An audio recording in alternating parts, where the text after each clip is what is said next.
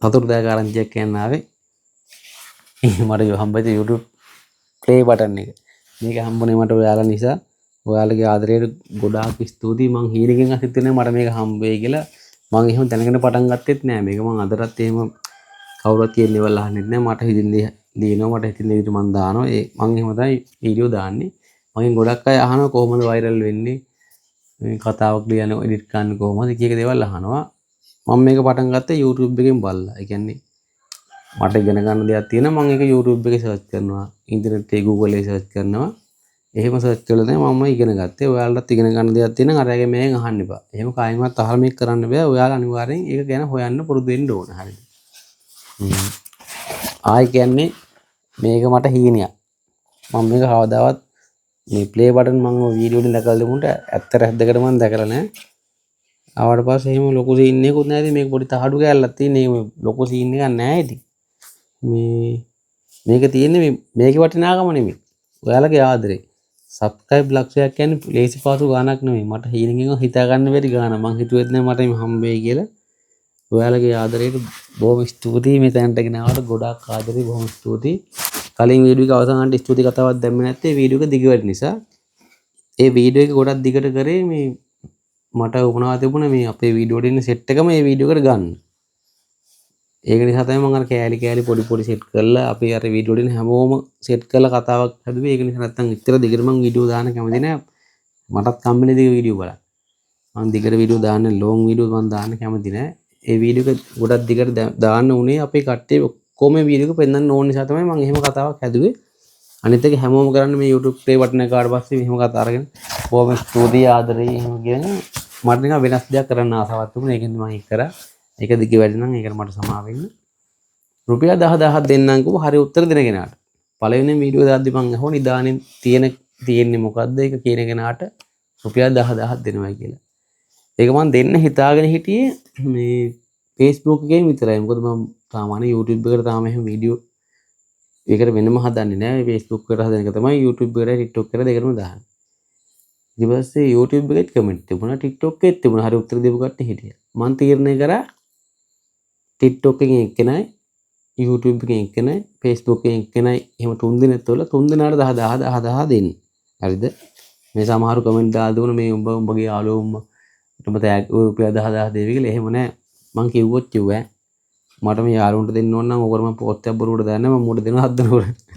මේ හැබැයි පොඩි ප්‍රශ්නයක් තියෙනවා. මම දැන් මේ වීඩියෝ කරන ෆෝන් එක තමයි මේ ඔක්කොම කරන්නේ දැන්. ඒකෝට මට මේක ස්ක්‍රීන් රෙකෝඩ් එකක් දා ගන්නත් ඕනේ. මේක මම බොරු කරන්නේ නැහැ කියලා පෙන්නන්න.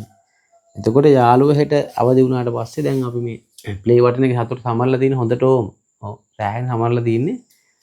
යාළුවා නැගිට්ටට පස්සේ යාළුවගේ ෆෝන් එකෙන් වීඩියෝ එකක් දාන ගමන් මේකෙන් ස්ක්‍රීන් රෙකෝඩ් එකක් දාගෙන මම දාන්නම් දින්නේ කවුද කියලා. කියන්නේ Facebook එකෙන් කෙනෙක් තෝරනවා, TikTok එකෙන් කෙනෙක් තෝරනවා, YouTube එකෙන් කෙනෙක් තෝරනවා. ඒ තුන් දෙනෙක් තෝරලා තුන් දෙනාට 10000 දෙනවා.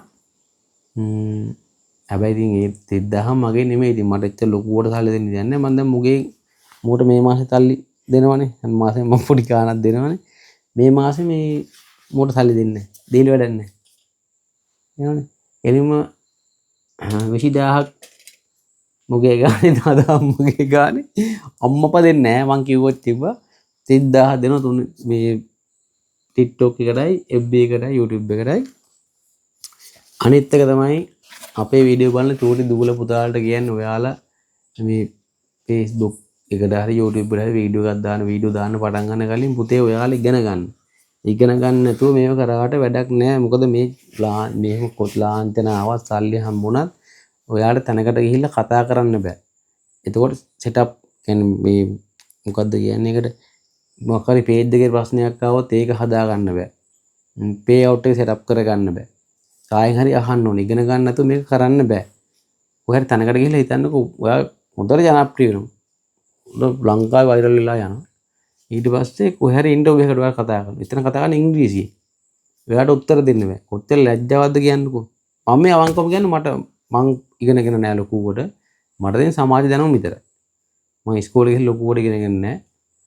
එතකොට මං දන්නව ඉගෙනීමේ වටිනාකම මොකක්ද කියලා. මං ඒකයි හැමදාම කියන්නේ පොඩි අය ඉස්සෙල් ඉගෙන ගන්න. ඉගෙනගෙන ඉවර වෙලා දැතර හැකියාව පුරුදු වෙන්න. මොකද මේවා අද තිබුණ මෙහෙම එක තප්පරෙන් නැති වෙන්න පුළුවන් මේ සෝෂල් මීඩියා කියන්නේ මෙහෙම තිබුණා මෙහෙම වෙද්දි නෑ. උඩට එන වගේ දැන් පල්ලෙහාට යන්න අපිට වයිරල් වෙන්න අවුරුදු ගාණක් යන්න පුළුවන්.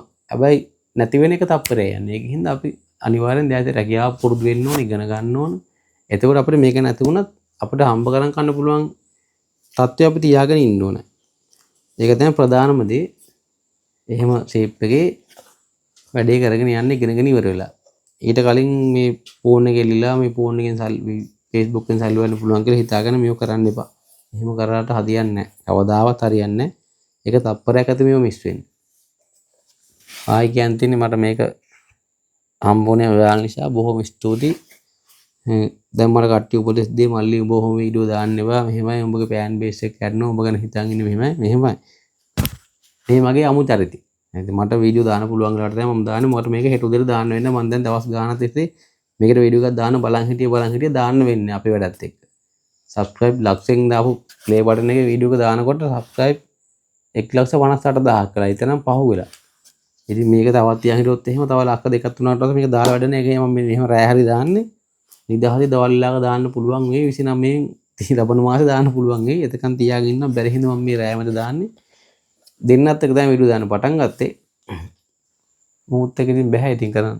මම දැන් කොහොමත් ඔය 30000ක් දෙන්නේ මගෙන් 10000යි මේ මුගේ 20000ක් කපනවා. ලබන මොහොත හැම මාසෙම දෙනවනේ මේ යම් කිසි මුදලක් මට එන විදිහට මම කට්ටියට දෙනවනේ. ලබන මාසෙ මොකට දෙන්නේ.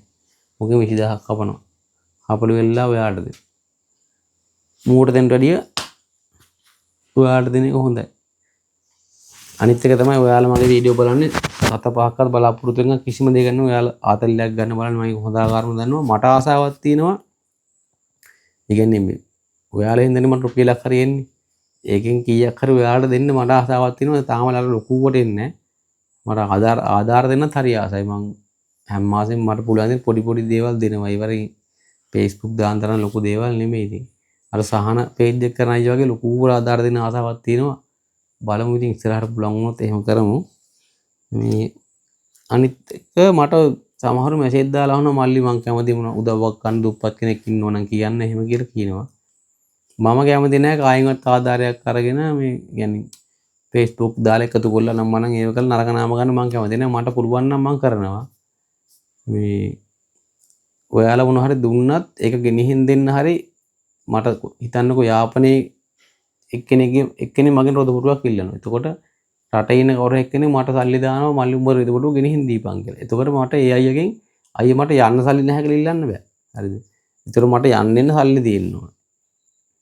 ඒක නිසා මං අර දැනට එහෙම මට ඔයාලා මැසේජ් කරලා අහන්න එපා මල්ලි කාටද දෙන්න ඕන මොකද්ද කින්ද මන්ද කියලා අහන්න එපා. ඔයාලට කාට හරි උදව්වක් කරන්න ඕන නම් සහන පේජ් එකේ අයියගේ පේජ් එකට ගිහිල්ලා බලන්න. ඒ අයියා මිනිස්සුන්ට ගොඩාක් උදව් කරනවා.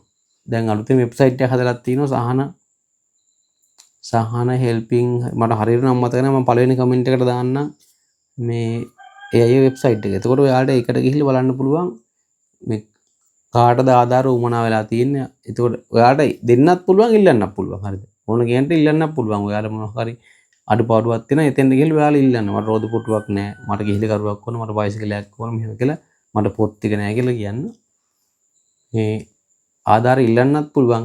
කැමති කෙනෙක්ට දෙන්නත් පුළුවන්. මාත් හිතන් ඉන්නේ ලබන මාසේ ඉඳන් මම ඊට කලින් කරේ මේ මට පුළුවන් විදිහට කාට හරි මොකක් හරි දෙන එක මම ලබන මාසේ ඉඳන් කාටවත් දෙන්නේ නැහැ. මම කෙලින්ම අයියාගේ account එකට හරි නැත්නම් වෙබ්සයිට් එකට ගිහිල්ලා මම කෙලින්ම දානවා. ඒකට මට පුළුවන් ගාන ලබන මාසේ ඉඳන් මම අනිවාර්යෙන් මට හම්බෙන ආදායමෙන් 102ක් අයින් කරනවා. 102ක් කියන්නේ දැන් ඊට කට්ටිය කියයි යකෝ 102ක් දීපන් 150ක් දීපන් එහෙම 150ක් දෙන්න බෑ. මොකද අපි මේකට මහන්සි වෙන්න ඕන. අපි මේකට වියදම් කරන්න ඕන. ඒවා වියදම් කපන්න ඕන. අපිට තව දේවල් ගොඩක් දේවල් ගන්න තියෙනවා. ඒවට සල්ලි අයින් කරලා තමයි මම 102ක් අයින් කරනවා. හොඳට ගණන් හදලා මට පුළුවන් ගාන දැනට. ඉස්සරහට පුළුවන් වුණා ඊට වැඩි දෙනවා.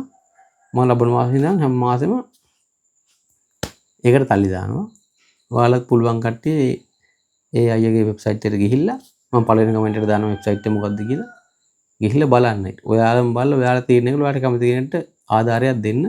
ආධාරයක් ඉල්ලන්න ඕන නම් ඒකෙන්ම ඉල්ලන්නත් පුළුවන්. හරිද? එහෙනම් හැමෝටම බොහොම ස්තුතියි. අපි හෙට යාළුවා වුණාට පස්සේ බලමු කවුද ජයග්‍රහණය කරපු තුන් දෙනා කියලා. හැමෝටම මුළු සරණයි. බොහොම ස්තුතියි අපි මේ තැනට ගෙනාවට.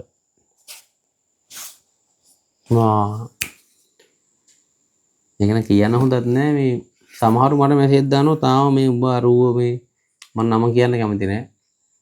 මේ උඹ අරුවට වල කැපුවා නේද? මේමයි මම කාටවත් වල කපන්නේ නෑ කවදාවත්. මං යම්කිසි පුද්ගලයෙක්ට වීඩියෝ එකක් දැම්මා. හරි. ඒකෙත් මම නම කිව්වේ නෑ.